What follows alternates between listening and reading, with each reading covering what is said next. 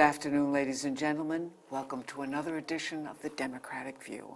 My name is Phyllis Italiano, and I am the hostess, and we have a very special guest today, a man that many of us have been reading about lately, and we'll get to that later. His name is Goridian Raacke, and he is part of the Climate Reality Project.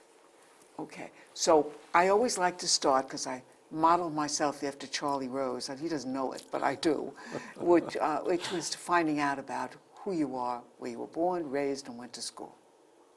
Well, first of all, thanks for inviting me. Great to be here. Are you kidding? I've been trying to get you for months. Yeah, so I was born and raised in Germany, not too long after the war, and I actually grew up in a little town that was an American Army base.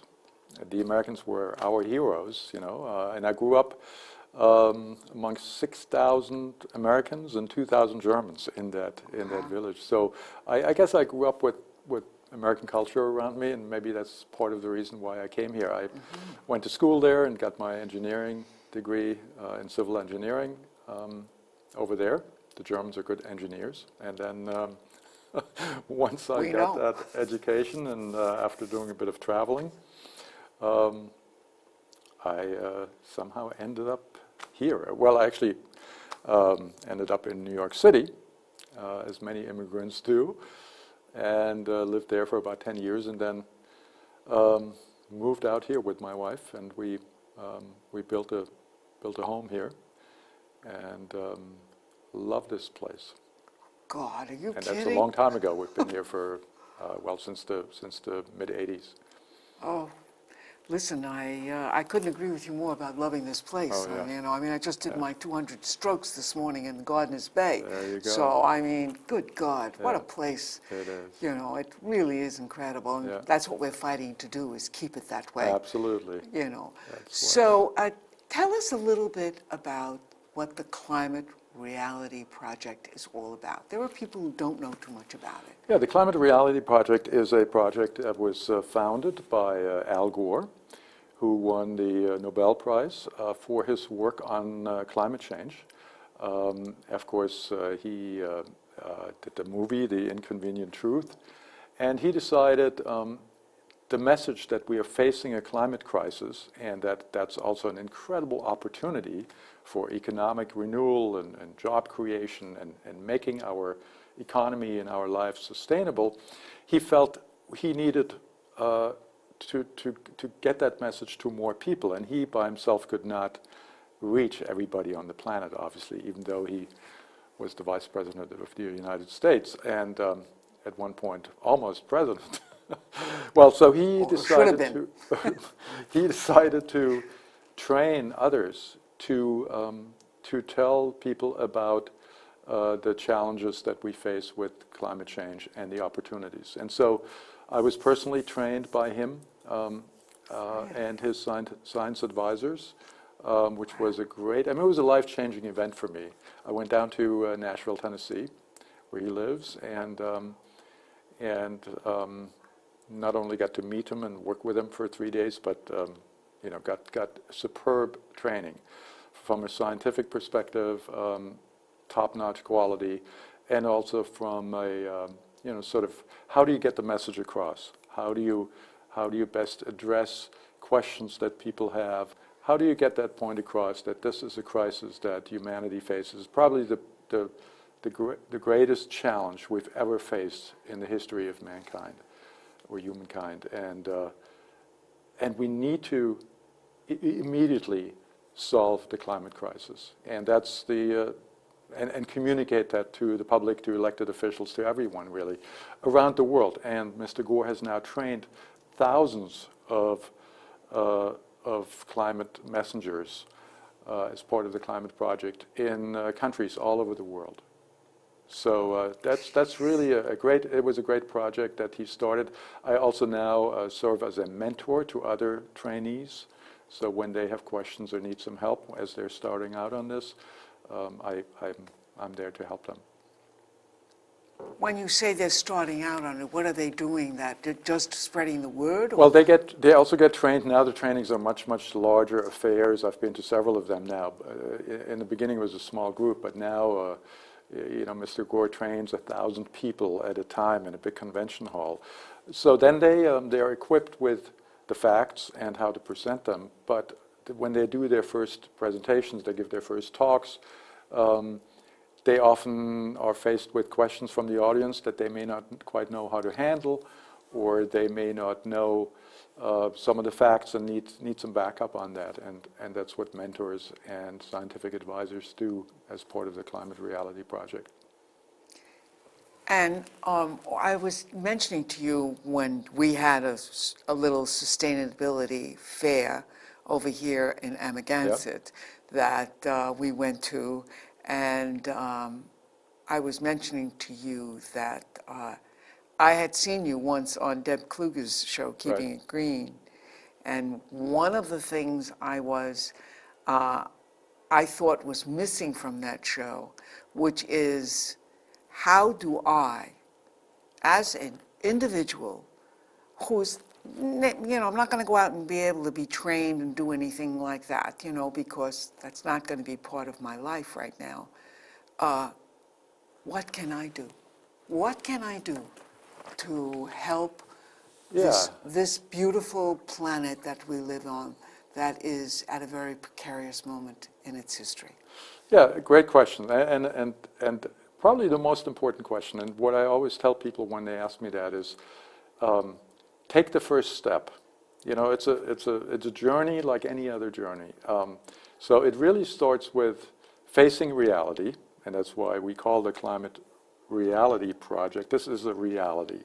So facing that reality that we have this challenge of climate change in front of us, and that we need to solve it, and then find out what you as an individual can do, and start with whatever little first step and steps that you can take, and then take the next step and the next step, and you're going to learn to walk and you're going to learn to run.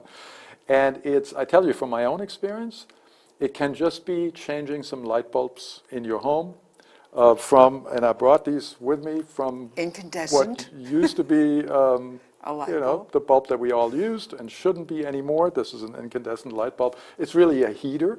It uses most of the electricity to heat a place up, and that's not usually what you want. You want the light, not the heat.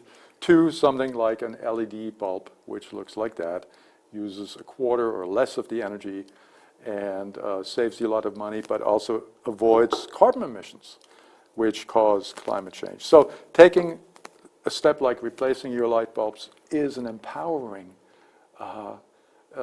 activity, and it makes you feel good, and then you want to do more. And so, of course, the next steps that people can take is to talk to their friends, talk to their neighbors, go and speak up at a town hall meeting, get involved in the community, and things that you're obviously doing already. But it's not just doing things in your own home, it's then starting to spread that message. And once you start doing that, it becomes contagious. And people can tell when you feel very strongly about this and you feel motivated about it, and you feel that this is truly what needs to be done. We all have antennas, and when somebody feels strongly about something and it's the truth, that rubs off on other people.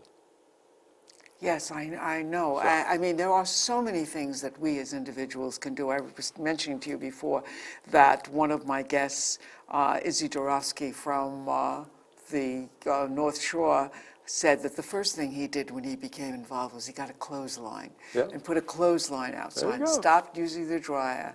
And then, of course, the next step was to get solar panels. Yeah. Now we have a clothesline at home, and I call it our solar clothes dryer, and people say, well, how much did that cost, right?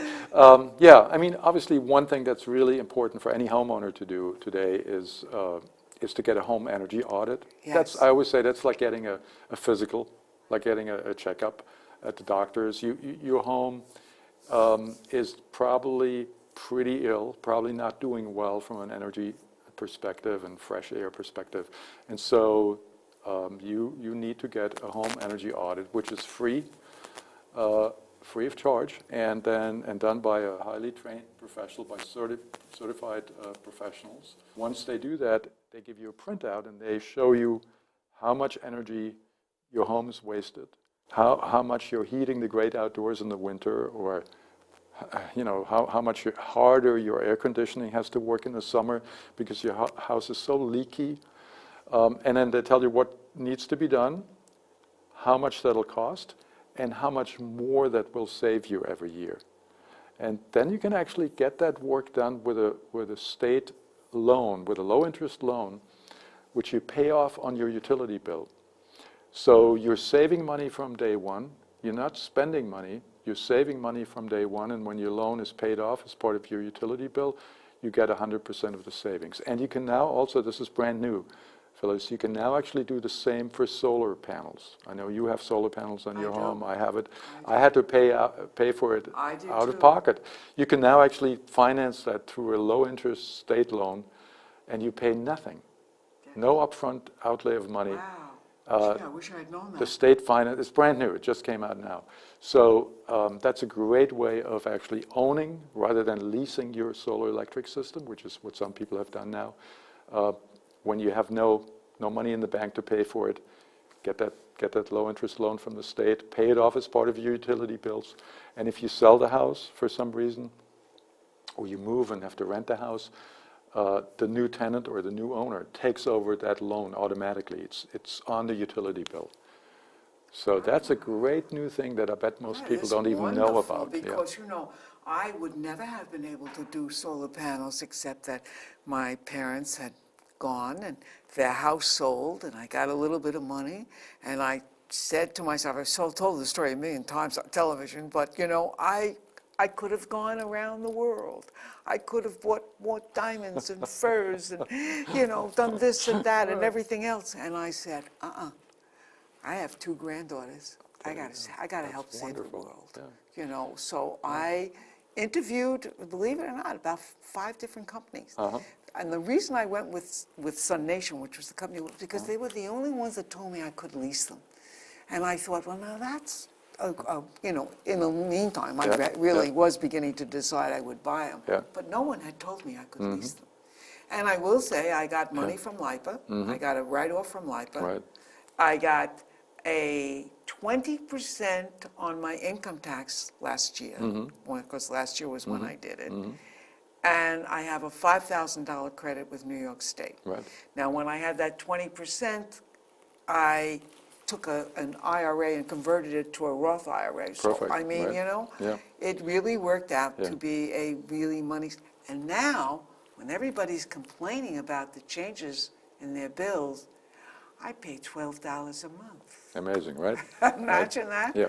Isn't that Now, amazing? with that on-bill financing, I mean, really, anyone who has sunshine on their roof or somewhere on their property can now go solar with no upfront money required. So it's no more excuse. If your home has sunshine, then And I did can cut do down a few trees in order to make more sunshine on my roof, and I even had them come back and said, to my solar company, okay, so should I trim those trees over there? We did. We trimmed a couple of more trees, because they keep growing, and you want to make sure you have that sun on your roof. But I have never regretted it. Yeah, that's and great. it just makes me feel I'm not so guilty if I do an extra wash, or I have to wash turn on the dishwasher.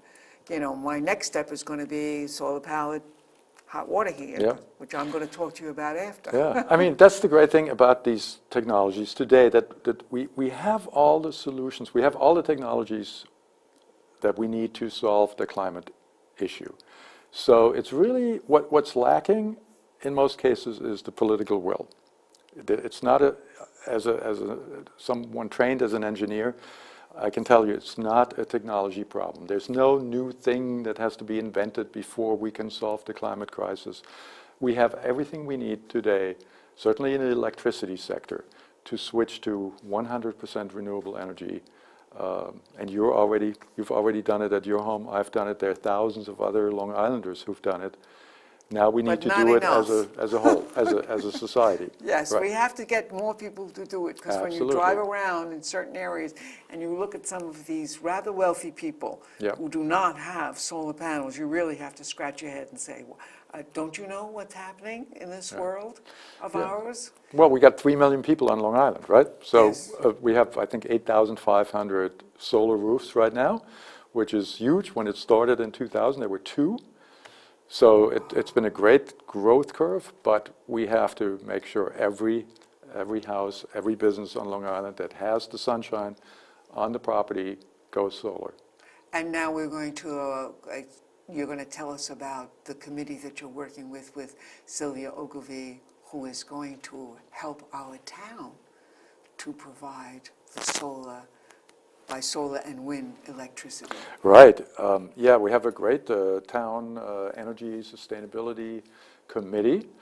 Sylvia Ogilvie is our liaison to the town board, and our chairman, Frank Daleen, played a crucial role in making this happen. And the town board, upon recommendation by our committee, and in recognition of the problem we're facing with sea level rise and climate impacts and storms and hurricanes getting more devastating, the town board voted that the town of East Hampton set a goal to meet 100% of our electricity consumption community-wide, not just town facilities, community-wide, from renewable energy sources by the year 2020, just a few years from now. And also voted even to go beyond that and to say, not just electricity, we're also going to meet the equivalent of 100% of other sectors like the transportation sector, the heating sector, waste management sectors, with the equivalent of 100% renewable energy sources by 2030. We're the first town. God, what a miracle!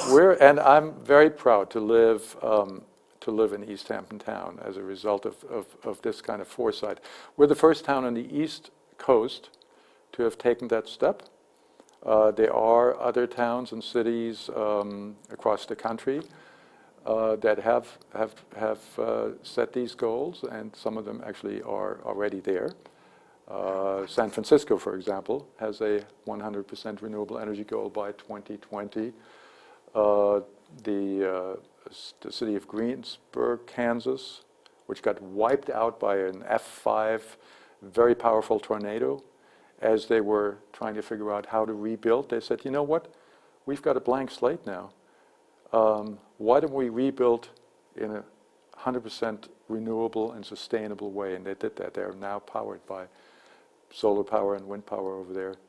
The city of Aspen, Colorado, has a 100% renewable energy goal by 2015, just next year.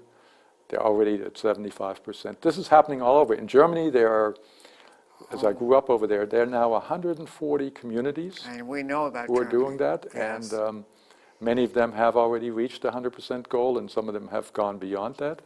That represents, those regions that represent 21 million people. So this is a worldwide movement now happening where people say, hey, we as a community, let's not wait for our elected officials in Washington or Berlin or wherever. We as a community need to do this. We can have a say in our energy future. We're going to make sure it's a clean and sustainable future for our children and grandchildren and future generations. And that's what's happening here in East Hampton, and that's exciting.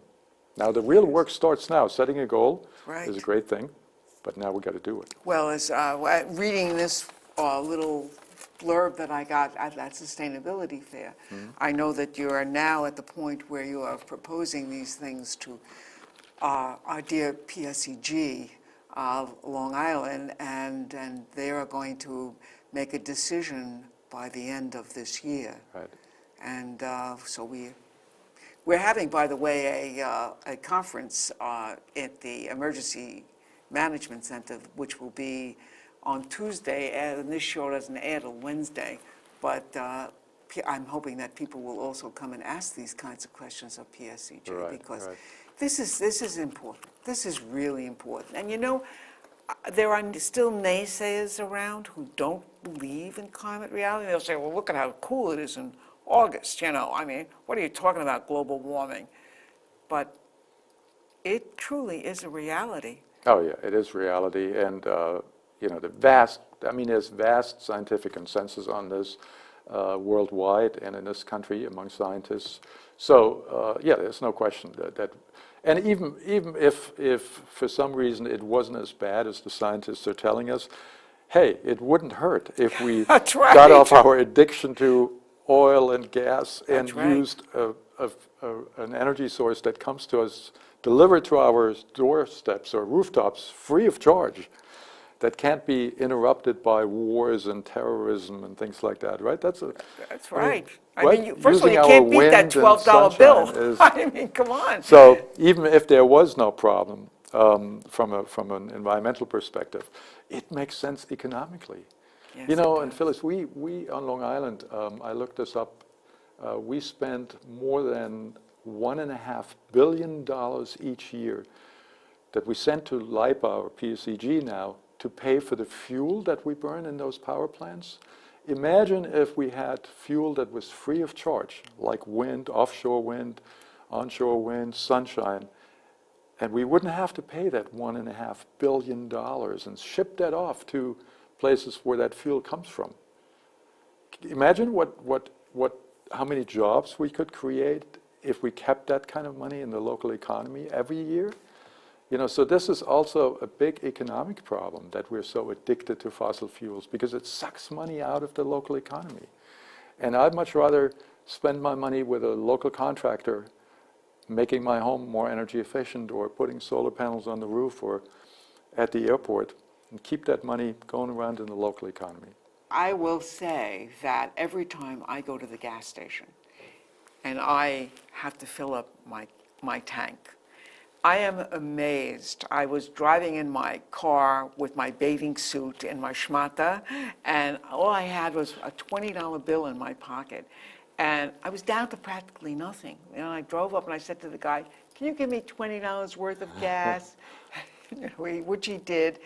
And when I turned my Prius back on, my tank was full and I was down to this much. Yeah. So it goes so far on so little Yeah. gas. And, that's great. you know, you really say, wow, Yeah. that's amazing. It's No, so I tell efficient. you, when I came back from from my first training with Al Gore at the Climate Reality Project from Nashville, I thought about all the issues surrounding climate change, and that each and every one of us has to do something about it. And we didn't have a hybrid at the time, and I came home and I talked to my wife, and we sat down and made the decision, we're going to buy a hybrid, and we got a Prius too. And well, it saved us so much money, and you know, if you have to drive, I think that's the way to do it. And you know, I mean, taking public transportation is even better, but we don't have a lot of that out here. You know, we don't. Or riding your bike or walking is even better, and I walk to work every day. But you know, if you have to drive, that's the way to do it. And now there are electric cars. So yeah, that's the thing. We have all the solutions to make this what the Europeans call the great transformation from the fossil age to the renewable energy age. Oh, I like that. I like that title, Great Transformation. You know, and that was what the fact that we actually had real-world proposals from developers on the table already that the town of East Hampton had received as in response to a request for proposals that the town issued for renewable power projects. You know, there is a proposal to build an offshore wind farm 30 miles east of Montauk, behind Block Island, that would feed power into the 5 East End towns out here. There are proposals for a solar farm right here at the airport, a big solar array at the town. And how much energy would that provide? Well, in total, that's when we realized, and the town board, when they saw that, realized they would actually generate 100% of the electricity that we use each year in East Hampton Township as a community. And so we and the town board unanimously said, yes, we can do this. And the town board voted unanimously to approve that. Larry Cantwell said, yes, we got to do this. This is the right thing to do. Yes, we can. And everybody on the town board said that's Well, what we got to do. that is just a thrilling moment, I'm So sure. yeah, I was thrilled, and I got to tell you, it takes guts for a politician to do that and be first. And our town board did a great job on that. So now we got to do it. Setting a goal is one thing, but it's giving each and every one of us something to strive for, and it's like a job description. And now we have a job description, and we got to do it for the benefit of our children, grandchildren, and future generations. And for the Earth. The Earth needs it. I mean, good God. I always say, we could be Venus. I don't know if a lot of people know what Venus is like, but it's not so nice there. It's hotter than Mercury, which is closer to the sun. That's right. And when Venetra, the Russian spaceship, tried to land there, the carbon dioxide and all of the gases there crushed it. That's right. I mean, people don't know these kind of things, because I'm an old science teacher, so I know No, these our kind of- atmosphere makes this planet That's livable, right, and now that's we're right. messing with it by putting greenhouse gases into it. Exactly, Yeah, and exactly. that's the thing And we if gotta- you don't believe in, all I gotta say is Sandy. Yeah. Sandy was a very good awakening for many of us. Yeah. That we are so vulnerable here in our town of East Hampton. Oh, absolutely. I mean, anyone living on an island like Long Island needs to care and do something about climate change. And we can't think about nuclear power anymore, because we all know what happened to not Japan. on And an it's island, certainly. it's just not a viable solution to our problems. Yeah. So we're all going to try from now on to think about what we can do. I know what I'm going to do next. I'm going to get that home energy audit. Yep. I'm going to make those improvements, because who wants to pay for more fuel in this coming winter, which is going to be a very cold one. Yep. And then I'm getting a solar hot water heater. There you go. I've got one, and it's great. Yeah, I tell you, Phyllis, when we had it installed just a few years back, first we had the solar electric panels installed, and then we're saving more money up to do the next step, and that was a solar hot water heating system. The morning after they had installed it, I'm taking my first shower, and it was solar hot water, and I went like, what an idiot was I? Why would I ever want to pay for gas, propane, or natural gas or oil to heat my hot water when I can get it free, courtesy of Mother Nature, every day, It works like a charm. And it's a great technology, and it's much less expensive than solar electric. But you also get a tax credit. And yes, I love those tax credits. Yeah, right? Wonderful. Thank you so much, Goridian. Pleasure. I'm so happy to Thank have had you. you here, and I'm hoping that everybody out there knows that they've got to make some steps right away, because we have to save the world. We can do it. Yes, We have to. indeed. So we're not just saving East Hampton, we're saving the world as Yeah. well as East Hampton. Thank you. It's really, I'm sure people are going to start making those changes in their lives. Great. Comes on.